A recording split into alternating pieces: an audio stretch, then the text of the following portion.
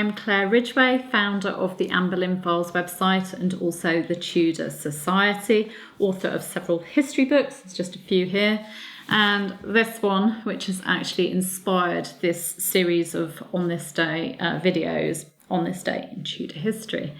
Today I'm going to read an excerpt from my book for the 25th of January, because of course that's what day it is today.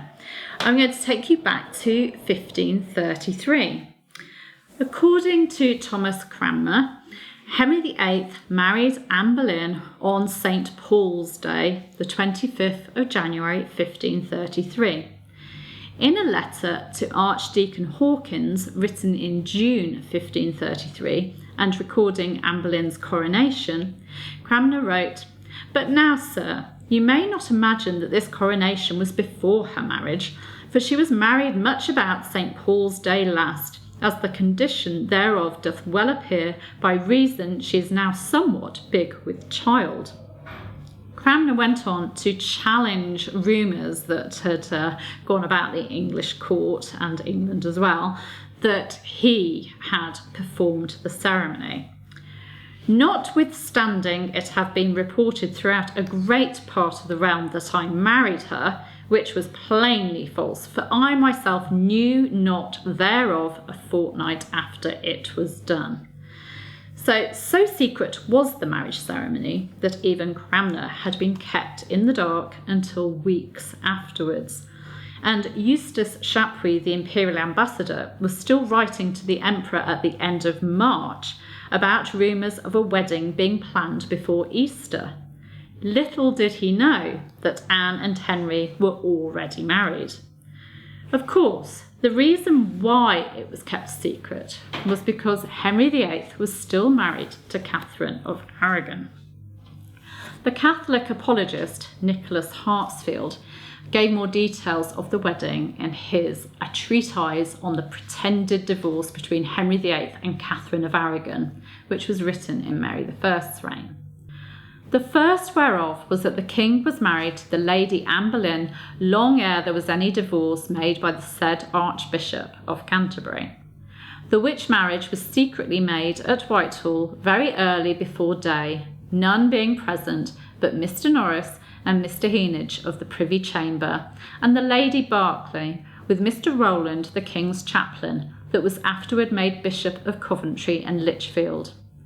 To whom the king told that now he had gotten of the Pope a licence to marry another wife, and yet to avoid business and tumult, the thing must be done, quoth the king, very secretly. And thereupon a time and place was appointed to the said Master Rowland to solemnise the said marriage.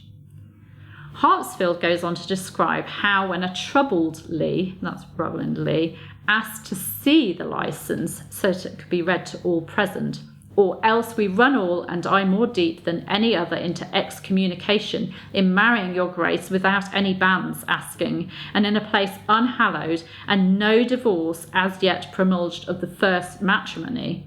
The king replied, "I have truly a licence, but it is reposed in another sure place, whereto no man resorteth but myself, which, if it was seen, should discharge us all. But if I should, now that it waxeth towards day, fetch it, and be seen so early abroad, there would rise a rumour and talk thereof other than were convenient. Go forth in God's name, and do that which appertaineth to you. I will take upon me all other danger." So Lee had two choices: to ask for the licence, showing that he didn't trust his king, or to get on with the ceremony. And I don't think he can be blamed for going ahead with the marriage. Now, we actually have another source giving an earlier date for a marriage between Anne Boleyn and Henry VIII. Edward Hall gives St.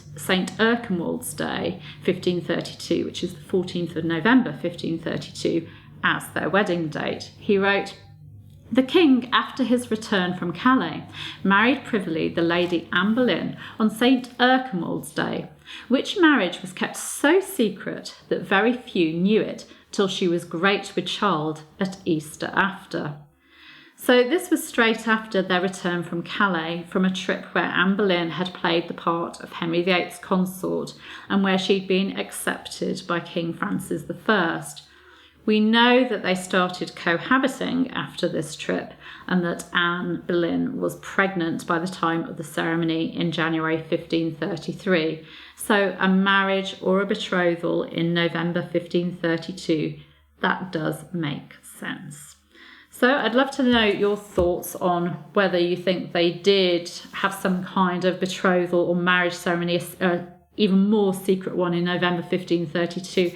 I do kind of feel that something happened then for Anne Boleyn to finally start sleeping with the king and for them both to risk pregnancy at that point. And whether this ceremony, I know it was still secret in that the rest of the court didn't know about it, but Roland Lee did do it, so there was evidence that it was done if there was any question after. So was that just a sort of a stamp on that earlier ceremony? What do you think? I'd love to know your thoughts. So do comment. I always love reading your comments and questions, so you can comment below. And you can also subscribe to this channel to be notified about other videos as they go live by pressing the subscribe button. Anyway, I'll be back tomorrow with another On This Day in Tudor History. Take care. Bye-bye.